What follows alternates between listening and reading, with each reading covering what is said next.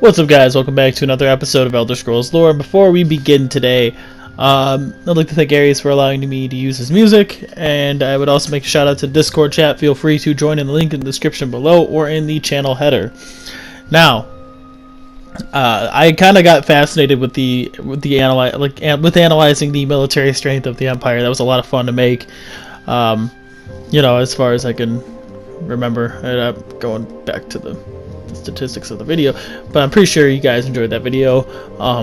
Did relatively well. It's only been out for a couple days at this point, but it's regardless. We're at a couple days of recording of this video, but analyzing the military strength of the Empire was a lot of fun, so I decided to kind of rework that and do the analyzation of the military strength of the Third Aldmeri Dominion. Now, the Aldmeri Dominion is going to be a bit harder to analyze due to the fact that we don't get specific numbers and what the military structure is like of the Aldmeri Dominion. So, that being said, I'm going to try my best, and a lot of this is going to be based on speculation and theory. So, I hope you guys enjoy. So to analyze the Third Aldmeri Dominion, it's kind of beneficial to go back to the Great War if you want to get a rough estimate of what they had now, because you got to take into consideration who they were fighting. Now, the Third Empire, which consisted at the time of Cyrodiil, Hammerfell, High Rock, Skyrim, right? At least, Morrowind was independent, Black March was independent, Ellisware, Valenwood, and Somerset Isles were all part of the Third Aldmeri Dominion. So that's 4 provinces, and they're some of the 4 largest provinces in the area, maybe with the exception of High Rock. Obviously, Morrowind is quite large as well. So, if you take that into consideration, that the Empire most likely had 55,000 to 70,000 soldiers protecting their borders, because you take into consideration the legions that were destroyed, or some that were not, we may not know about, so they probably have anywhere between that range of soldiers. Now, with the Third Aldmeri Dominion, they are, I think it's best to say that the Third Aldmeri Dominion probably had a significantly less soldiers. The reason that the Aldmeri Dominion might be better, obviously we know about the Daedric artifact that the Aldmeri Dominion used, and this allowed them to foresee enemy troop movements before they were even made. So this allowed them to counteract their tactics around the Imperial armies and be able to decimate them in every single way. Now, when this was destroyed, the Aldmeri Dominion had a really tough time fighting a weakened legion. At best it was weakened. Now, you got to take into consideration as well that the army that went to Hammerfell also lost to the Red Guards, and the Red Guards established their own new independent country at the end of the war because they fought a separate war, forcing the Empire to denounce them. So take into consideration their actual strength, it's probably quite small, right? So zooming in here, we know that Lady Enriella's forces landed in Hammerfell and started that force, and then we know that Lord Newerfin's forces landed in Cyrodiil to push the Empire back. Now at this point, I'm going to assume the Imperial army was mostly, probably I would say 2/3 in Cyrodiil and 1/3 in Hammerfell. That would seem the most realistic to have that division, because you need to. Cyrodiil is what their capital province is. Actually, the capital city is there as well, so it seems likely that would be there. Now, give or take, say we did have, let's just take 60,000 Imperial soldiers, and that would just include the strength we concluded from last video, and then it would also include the strength of the 8th Legion that would help bolster that force.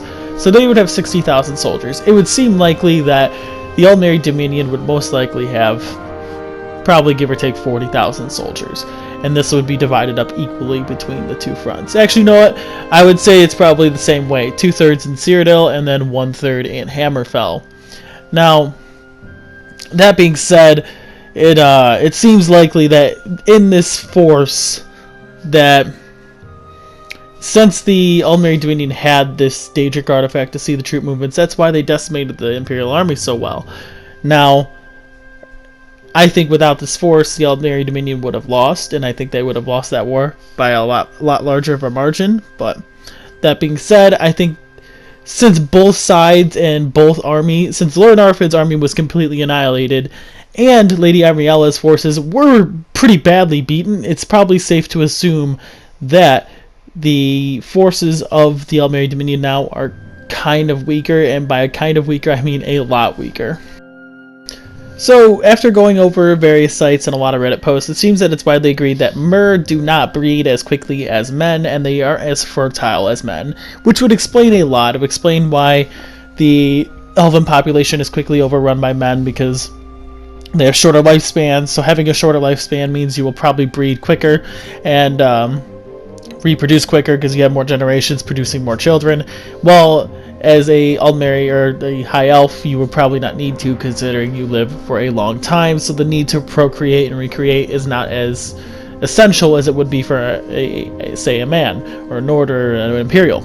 So, it seems to be accepted of that. So, as of which, I think it would take a while for the Aldmeri Dominion to recover these forces. So, while I think at the Empire's current strength, I think they would recover in a span of the 30 plus years that it's been since the Great War, the Aldmeri Dominion is going to struggle. Now, as we know, Lord Narfin's army was just completely wiped out. And since I split it up in 2/3 and a third, Lord Narfin's army would have consisted of about roughly 26,000 soldiers to keep things even. That's roughly 2/3 of the army of the 40,000 he had, and they would have been wiped out. They were completely annihilated. So that's 26,000 gone. There's no recovery in that. Lady Amriella's forces, she had, let's just say for sake of having cleaner numbers here, 14,000. She had 14,000 soldiers. They weren't wiped out, but they did face significant losses to the Red Guards and the Imperials during the Great War.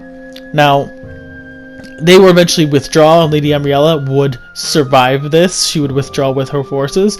So it's assumed that it's most likely due to the high lifespan of the High Elves that Lady Amriella is still alive. I don't think that she would be removed from her command. I don't think that's really necessary. But assuming she is alive, she'll most likely still be commanding this army and will still be somewhere around the front.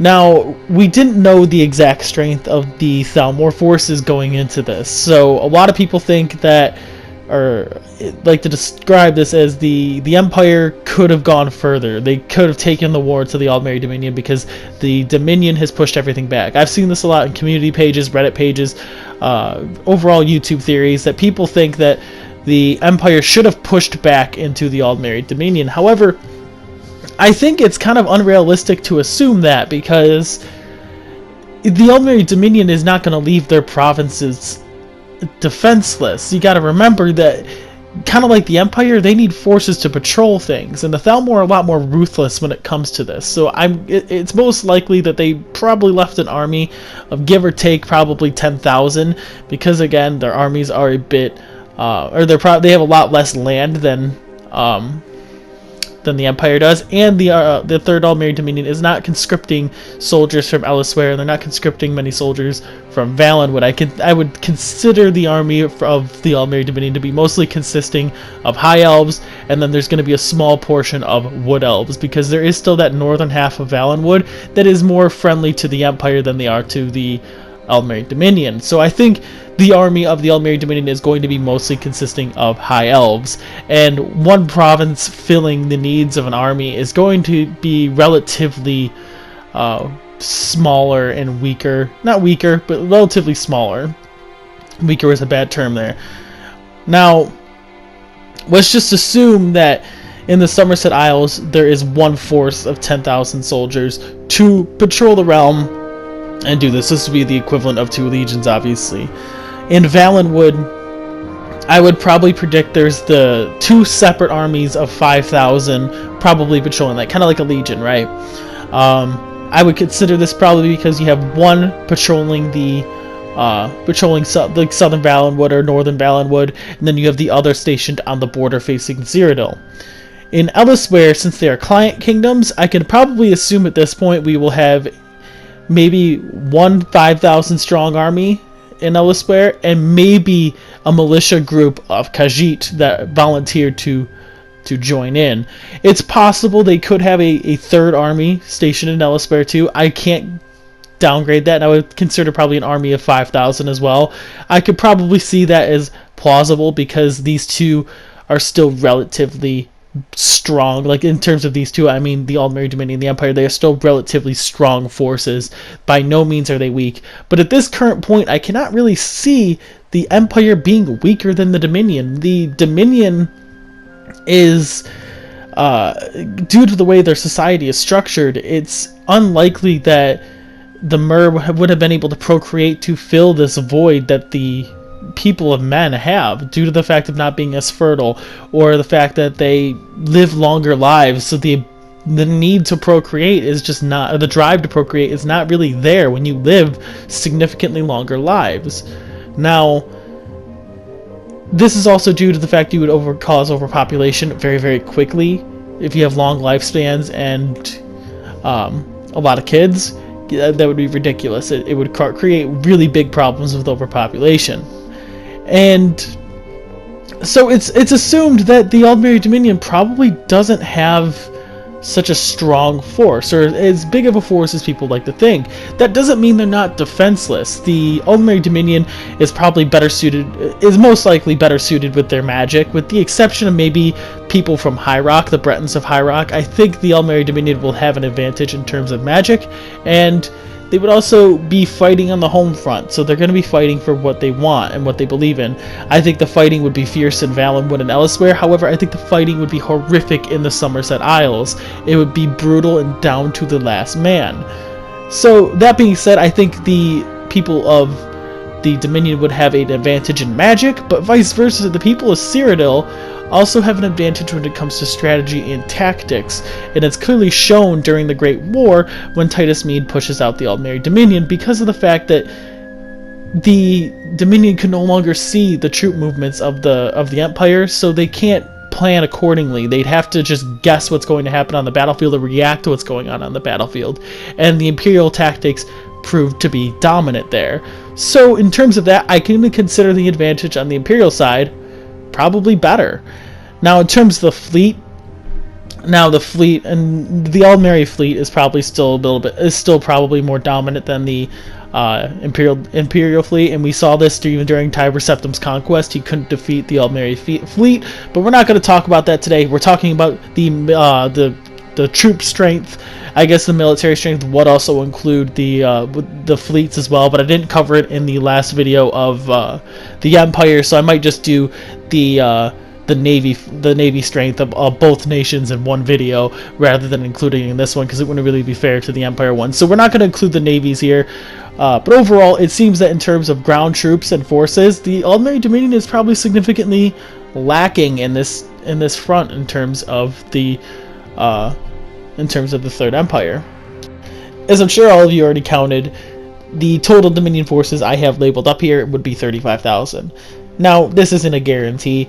We don't know if the Khajiit actually fight in the military for the Dominion. I definitely see, since they are client states to the Dominion, them sending soldiers to be integrated into the Dominion army. So whether or not it's a Khajiit militia or integrated into their own militaries, I can see an extra 5,000 Khajiit supplementing the forces of the Dominion.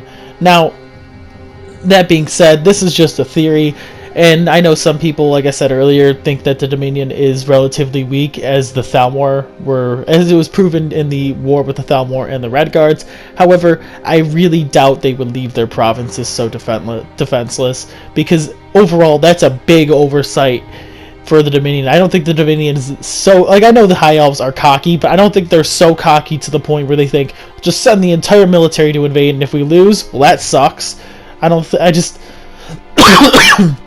In terms of a military oversight, that would be just way too drastic, and I feel like even though the Empire didn't have the blades anymore, because they were virtually slaughtered during the Great War, I think that would be something that military intelligence would have told the Imperials, and be like, hey, Titus Mede II, yeah, that whole strip of land of Elisware and Valenwood down there, and even the Somerset Isles, is defenseless. I'm pretty sure the Emperor at this time, instead of suing for peace, would have committed his forces to completely wiping out the Thalmor at that point. Obviously, there'd be pockets of resistance groups there, but when you're sending maybe 10, 20,000 soldiers in to fight a group of maybe 1 to 5,000 soldiers, when you're technically superior, you're going to win this war. So that is it. That is all we have here for today. I hope you guys enjoyed this speculation, this theory. Again, it's kind of more speculation and theory, if anything. Let me know what you guys think in the comments below or in the Discord chat. Do you agree or disagree? And as always, please like and subscribe for more content like this, and I will see you guys in the next video. Peace.